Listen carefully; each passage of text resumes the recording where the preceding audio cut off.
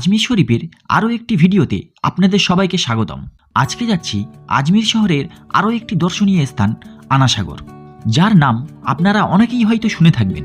আর সাগর নামটা শুনেই আপনাদের অনেকের হয়তো মহাসাগরের কথা মনে আসতে পারে, তবে এটা কোনো মহাসাগর নয়, এটা হলো সম্পূর্ণ একটি কৃত্রিম ঝিল। আজকে ঘুরে দেখাবো আনাসাগর ঝিল, আর তার সাথে বলবো আনাসাগরের অলৌকিক কিছু ঘটনা। তাই ভিডিওটি স্কিপ না করে সম্পূর্ণ ভিডিওটি দেখবেন, আর চ্যানেলে নতুন হলে অবশ্যই চ্যানেলটিকে সাবস্ক্রাইব করে দেবেন।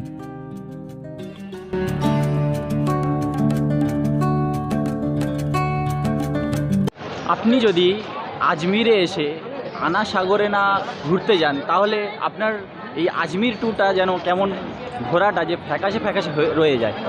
কারণ আনাসাগরটা খুব সুন্দর একটা লেক।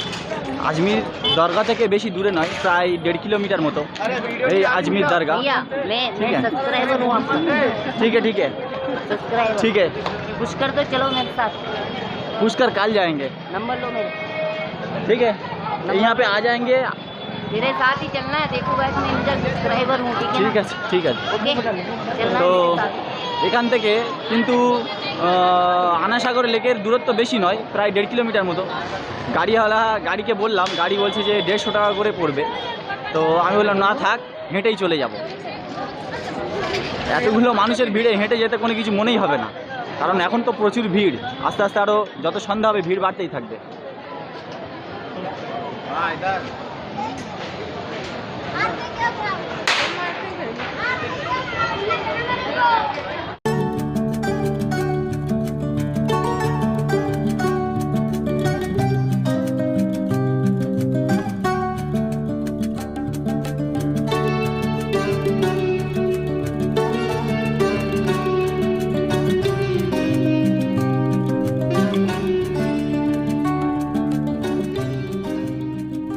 আজকে আনাসাগর যাওয়ার গাইড হলো আমাদের রিজওয়ান, আর ওই পুরো ম্যাপ দেখে আমাদের আনাসাগরে নিয়ে যাচ্ছে। কারণ আমার ফোনে তো ভিডিও হচ্ছে, ম্যাপ দেখার সুযোগই নেই, ওই ম্যাপ দেখে দেখে নিয়ে যাচ্ছে। তাই আর কতটা বাকি আছে? এখনও 700 মিটার হেঁটে হেঁটে অনেক দূর চলে এসেছি, এখনও 700 মিটার বাকি আছে।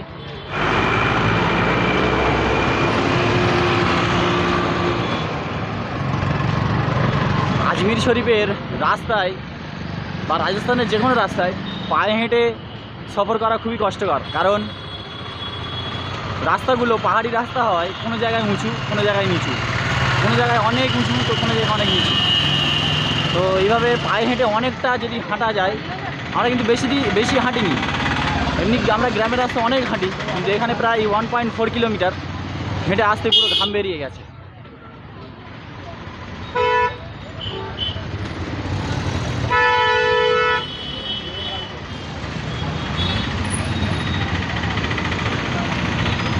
এইদিকে নামা যাবে যে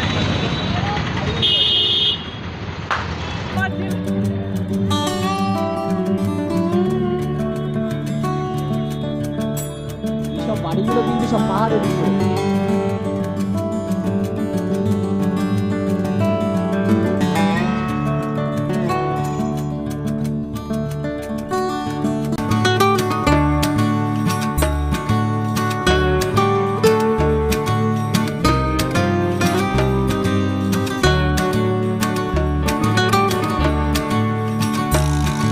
আজমির দরগা থেকে মোটামুটি 15 মিনিট হেঁটেই পৌঁছে গেলাম আনাসাগরের কাছেই।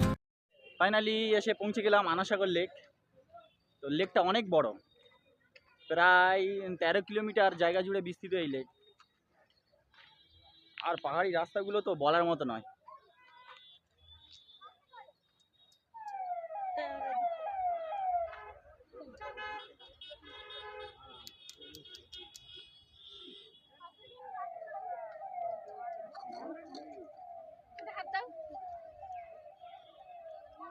উঁচু নিচু পাহাড়ি রাস্তা, এমনকি পড়ে যাওয়ার ভয়ও আছে।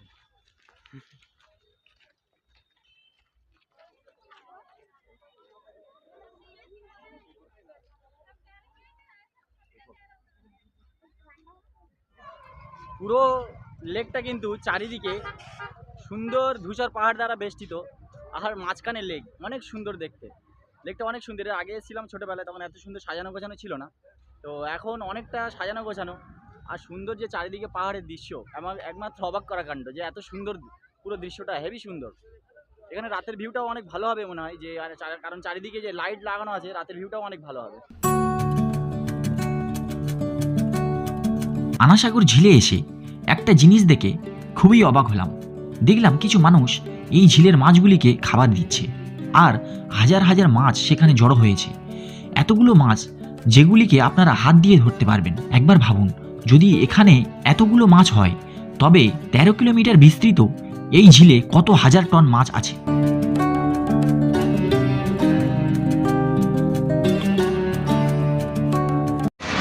এই যে রাস্তার দুধারে দুটো পাহাড় দেখতে পাচ্ছেন, একটা হলো এই আর একটা হলো এই।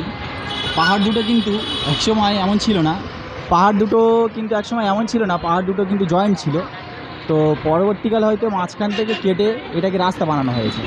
আপনাদেরকে দেখাই যে পাহাড় দুটো জয়েন্টই ছিল।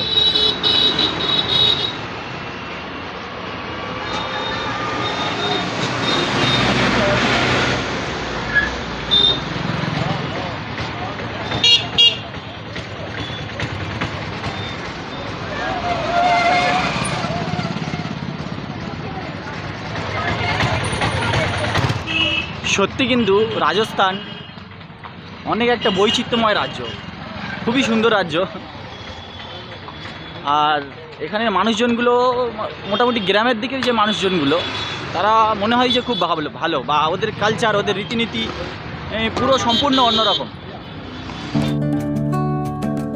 এখন আমি যাচ্ছি সম্রাট জাহাঙ্গীরের তৈরি দৌলতবাগ বাগানের দিকে, যেখানে প্রবেশ করতে হলে আমাদের টিকিট সংগ্রহ করতে হবে।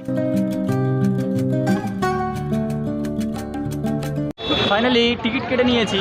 যে আনাসাগরের পাড়ে জাহাঙ্গীর, সম্রাট শাহজাহানের পিতা জাহাঙ্গীর যে দৌলতবাগ তৈরি করেছিলেন, সেই দৌলতবাগ যাওয়ার টিকিট। এই টিকিটের মূল্য 25 টাকা মাত্র, আর পর্যটকদের জন্য 300 টাকা। প্রবেশ করেছি সেই ঐতিহাসিক দৌলতবাগ বাগানের মধ্যে, যে বাগানটি তৈরি করেছিলেন সম্রাট শাহজাহানের পিতা সম্রাট জাহাঙ্গীর। এই বাগানের মধ্যে দিয়ে যতটা এগোচ্ছি, ঠিক ততটাই মনের মধ্যে একটা অন্যরকম অনুভূতি কাজ করছে। মনে হচ্ছে যে এই পথের বা এই বাগানের কোথাও না কোথাও মুঘল বংশের সম্রাট জাহাঙ্গীর, সম্রাট শাহজাহান বা মুঘল বংশের কেউ না কেউ এই পথ দিয়েই হেঁটেছে, এই পথেই পড়ে আছে তাদের পদধূলি। 1637 সালে সম্রাট শাহজাহান এই আনাসাগর লেকের পাড়ে এই রকম সুন্দর সুন্দর সাদা মার্বেল দিয়ে তৈরি করা 5টি প্যাভিলিয়ন তৈরি করেছিলেন, যেগুলো এখন পর্যটকরা এসে এগুলো দেখতে আসে। বা এই যে সাদা মার্বেল দিয়ে তৈরি ইমারতগুলি দেখতে পাচ্ছেন, এগুলি তৈরি করেছিলেন সম্রাট শাহজাহান 1637 সালে। চৌহান বংশ এই আনাসাগর নির্মাণ করলেও এই ঝিল তার প্রকৃত রূপ ফিরে পেয়েছিলেন মুঘল সময়ে সম্রাট শাহজাহানের দ্বারা। মূলত মুঘল সম্রাট শাহজাহানকে এই অনিন্দ্য সুন্দর প্রাচীন লেকের নবনির্মাতা বলা হয়।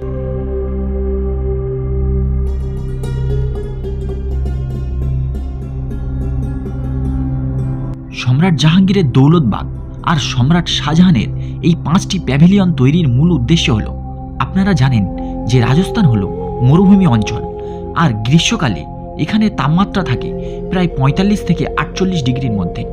সম্রাট জাহাঙ্গীর বা সম্রাট শাহজাহান যখন এই রাজস্থান সফরে আজমিরে আসতেন, তখন গরম থেকে কিছুটা শান্তি পাওয়ার জন্য বা বিকালের কিছু সময় কাটানোর জন্য এই আনাসাগরের পাড়েই তৈরি করেছিলেন এই দৌলতবাগ নামক সুন্দর বাগান। আর সম্রাট শাহজাহান তৈরি করেছিলেন এই সুন্দর সুন্দর 5টি প্যাভিলিয়ন। তাই তো এখনো পর্যন্ত আজমিরে যত পর্যটক আসেন, সবাই তাদের বিকালের কিছু সময় কাটাতে আসেন এই আনাসাগরের পাড়ে। অনেকেরই হয়তো ধারণা হতে পারে এই লেকটি প্রাকৃতিক কোনো লেক না। দর্শক, এটি কোনো প্রাকৃতিক লেক নয়, বরং এটি একটি কৃত্রিম লেক, যেটি তৈরি করেছিলেন চৌহান বংশের রাজা পৃথ্বীরাজ চৌহানের পিতা রাজা অর্ণরাজ চৌহান ওরফে আনা। তাই তার নাম অনুসারে এই লেকটির নাম রাখা হয় আনাসাগর। 1135 থেকে 1150 দীর্ঘ 15 বছর লেগেছিল সুদীর্ঘ 13 কিলোমিটার বিস্তৃত এই হ্রদটি নির্মাণ করতে। এই হ্রদের গভীরতা 14 ফুট এবং এই হ্রদের জমা পানির পরিমাণ 50 লাখ কিউবিক মিটার।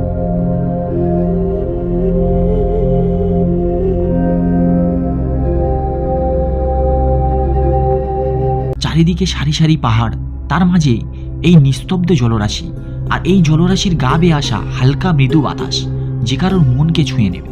ত্রয়োদশ শতাব্দীর প্রথম দিকে ভারতীয় উপমহাদেশের প্রখ্যাত আউলিয়া বা সুফি সাধক খাজা মঈনুদ্দিন চিশতি রহমতুল্লাহ আলাই এই আনাসাগরের তীরে বসতি স্থাপন করেন এবং তিনি এই আনাসাগরের জল ব্যবহার করতেন। রাজা পৃথ্বীরাজ চৌহান যখন তাকে এই ঝিলের জল ব্যবহার করতে নিষেধ করলেন, তখন তিনি অলৌকিকভাবে এই সাগরের জল শুকিয়ে দিয়েছিলেন। বলা হয় এই পুরো ঝিলের জল তার লোটার মধ্যে তুলে নিয়েছিলেন, যার ফলে পুরো আজমিরে জলের অভাব দেখা দিয়েছিল। রাজা পৃথ্বীরাজ চৌহান তার কাছে ক্ষমা চাওয়ার পর তিনি তার লোটার জল যখন আবার এই ঝিলে ঢেলে দিলেন, তখন আবার এই ঝিল জলে পরিপূর্ণ হয়ে গেল। সম্রাট শাহজাহানের পিতা সম্রাট জাহাঙ্গীর যে দৌলতবাগ নামক যে বাগানটি তৈরি করেছিলেন, সেটি মূলত আমার এই যে পিছনে যে বাগানগুলো দেখা যাচ্ছে, মূলত এই বাগানগুলো হবে। কারণ এই যে পুরোটা আনাসাগরের পাড় জুড়ে এই বাগানটা কিন্তু বিস্তৃত, এক কোণেই।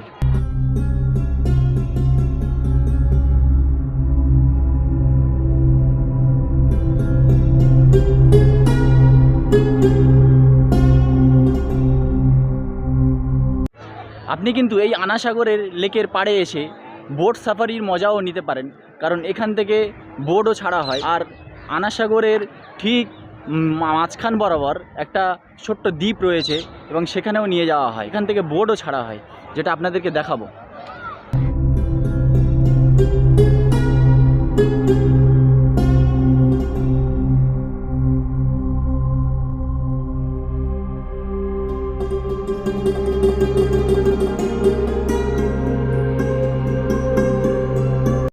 আমার পিছনে এই যে রাস্তাটি দেখতে পাচ্ছেন, এটা কিন্তু আনাসাগরে আসার মেন রাস্তা।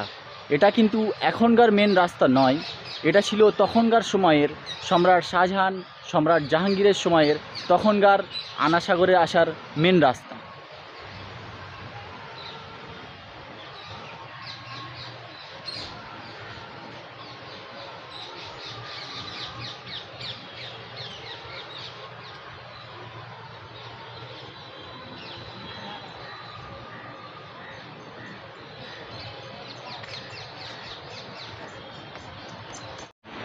এই যে ছোট্ট খালটা আপনারা দেখতে পাচ্ছেন, এই যে খালে যে জলগুলো আসছে, এটা কিন্তু সোজা আনাসাগর দিয়েই আসছে।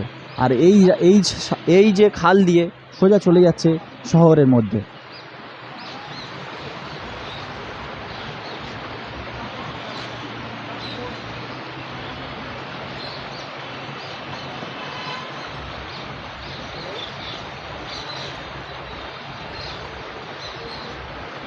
হয়তো তখন ঠিক এইভাবেই আনাসাগর দিয়ে পুরো এই আজমিরবাসীর জন্য জল সরবরাহ করা হতো।